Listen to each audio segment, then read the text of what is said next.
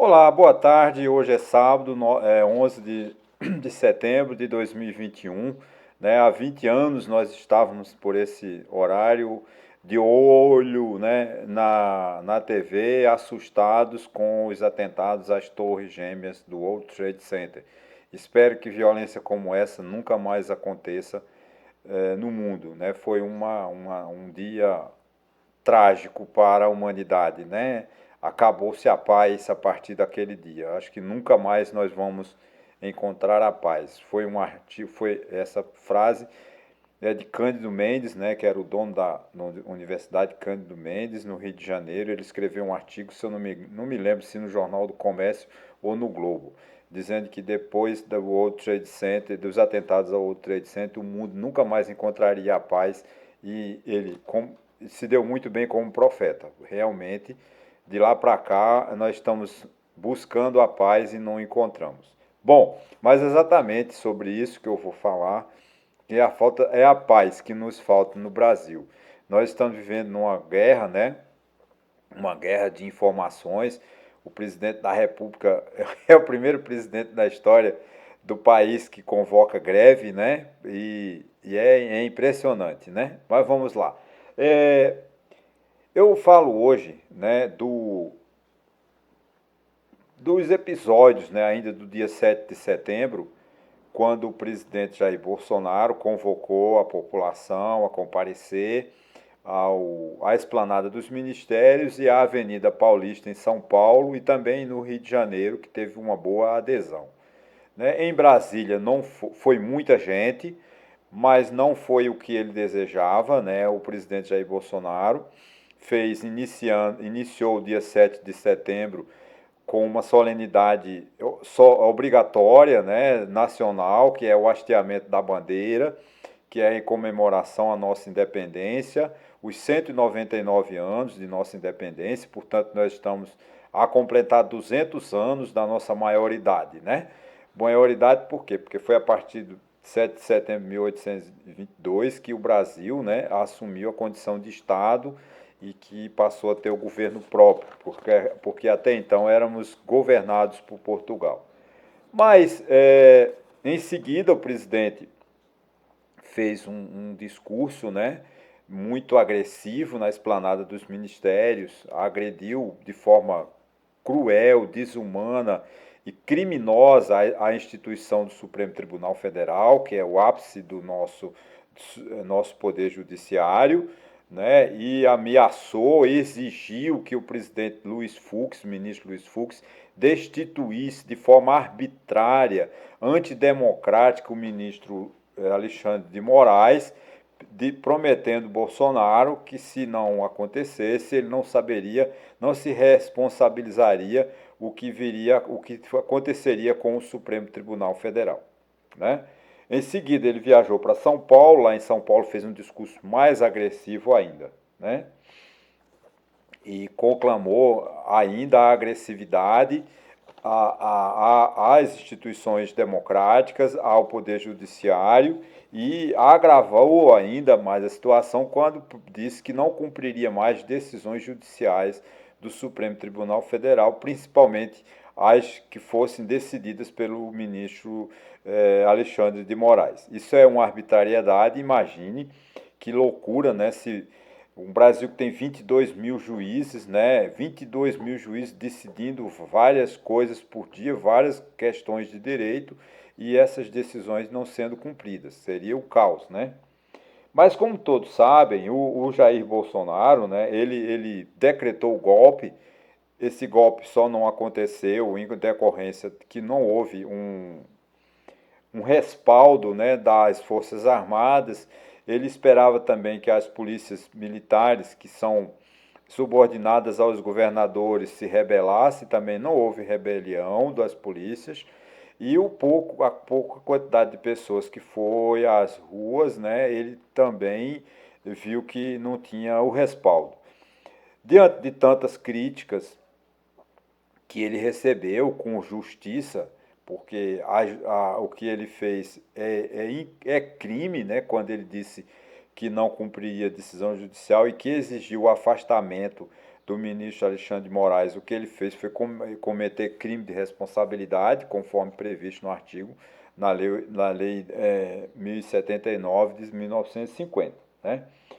Nós sabemos que o problema do Jair Bolsonaro, o recuo de Jair Bolsonaro, não é um recuo porque ele mudou, né? Porque ele agora é um homem democrata. Não, ele continua o homem autoritário, o ditador que ele sempre quis ser, né?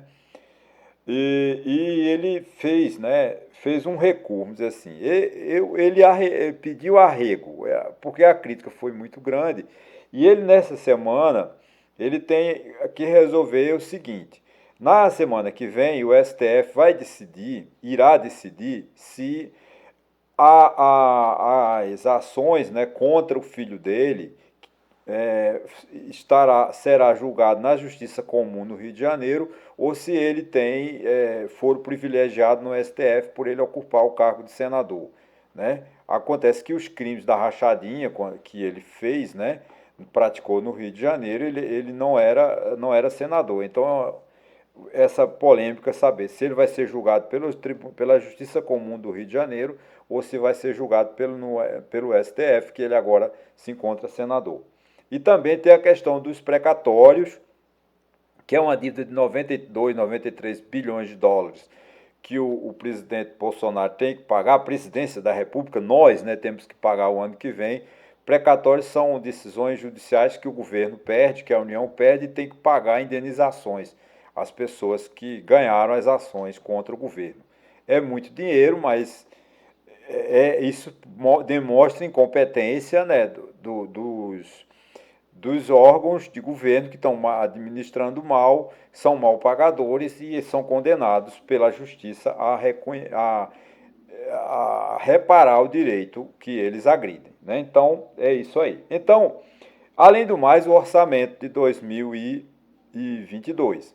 Esse calote do precatório, que eu chamo de calote, porque não tem outra palavra a não ser um calote, ele não quer pagar, entendeu?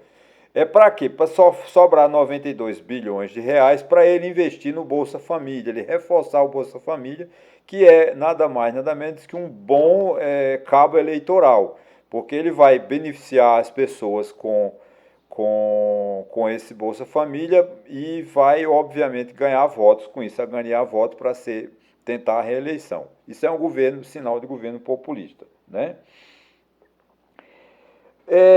É uma situação, né? Achar que Bolsonaro em 2 dias mudou, né, é uma ingenuidade política ou falta de desconhecimento, né?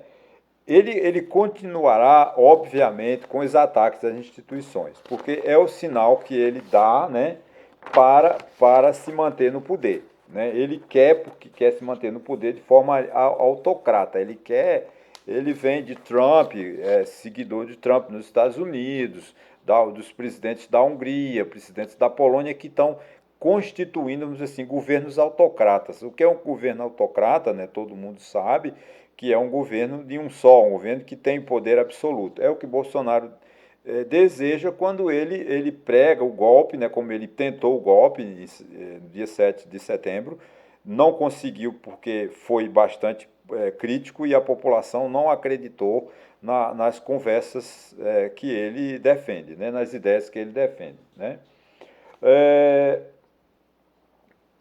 Ele não obteve êxito das Forças Armadas, das polícias, como eu falei no início, por isso que o golpe foi abortado. Mas isso não muda a ideia. Jair Bolsonaro continua, ele vai lutar até o último minuto que ele tiver no poder para dar um golpe de Estado para governar sobre um ditador. Isso é o que não sai da cabeça dele, né?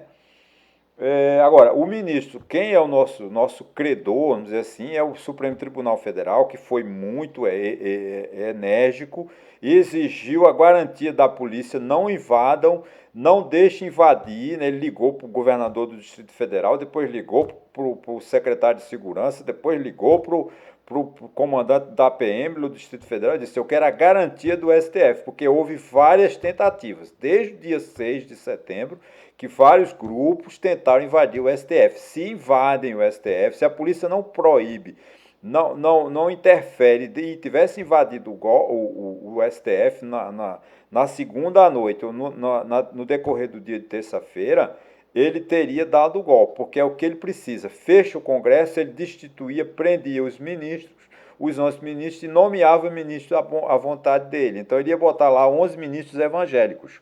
Tem até uma foto circulando que é um exemplo. Bolsonaro com a foto com todos os ministros do novo governo, que ele ia implantar a partir do dia 8 de setembro, quando o golpe fosse bem sucedido, tá certo?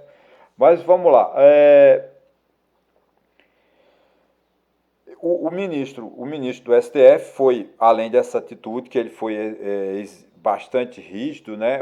Tivemos também uma resposta precisa, humilhante, né? Porque a resposta do presidente do TSE, ministro Luiz Roberto Barroso, foi uma humilhação ao Jair Bolsonaro, porque ele desmentiu todas as fofocas, todas as ideias mirabolantes de má fé que o presidente Jair Bolsonaro tenta impor à Justiça Eleitoral. O que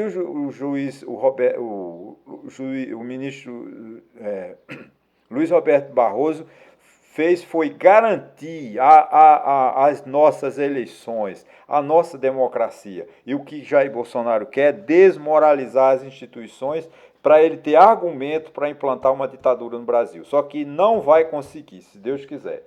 Só que houve se dependesse do presidente da Câmara, Arthur Lira, dependesse do presidente do Senado, nosso Rodrigo Pacheco, a democracia teria ido por água abaixo, teria escorrido pelos rios da Granja do Torto, porque Jair Bolsonaro teria dado o golpe.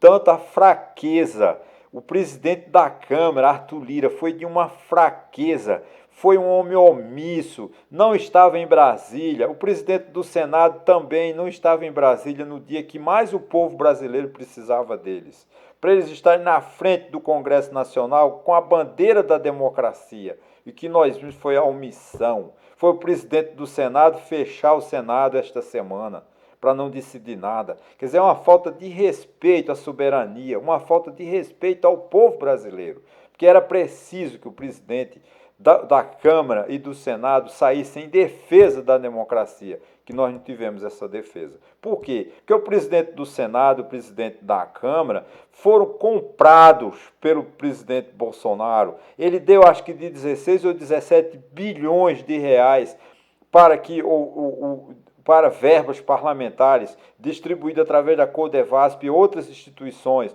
para que esses deputados distribuíssem tratores, distribuíssem benesses nas prefeituras, para que eles garantissem a sua reeleição. Então, o presidente do Senado, o presidente da Câmara, não tem moral, não tem respeito para com o povo brasileiro. Eles não mostraram que são defensores da democracia.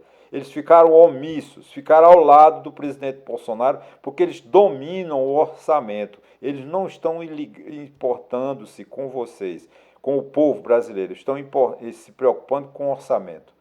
Gente, eu faço um apelo a todo aquele que tenha um pouco de honestidade, defendam a democracia, repudiem, diga não a um ditador.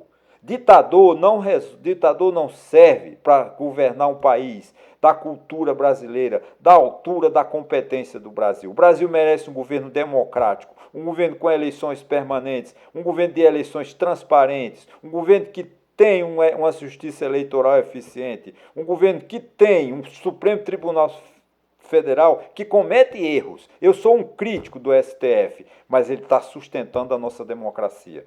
Porque se dependesse do presidente da Câmara, do presidente do Senado e do presidente Bolsonaro, hoje nós estaríamos sob uma ditadura militar. E nós não queremos mais isso. Como disse o saudoso saudoso presidente Ulisses Guimarães, um dos baluartes da nossa Constituinte, ele diz: o que o presidente da Câmara, o presidente do Senado, o presidente Jair Bolsonaro fizeram foi trair a Constituição. E no discurso de posse da promulgação da Constituição de 1988, o presidente Ulisses Guimarães deixou bem claro: traidor da Constituição é traidor da pátria. Então, em nome da Constituição de 1988, uma Constituição cidadã, uma Constituição que respeita os direitos humanos, o que falta é políticos honestos para fazer com que essa Constituição seja aplicada.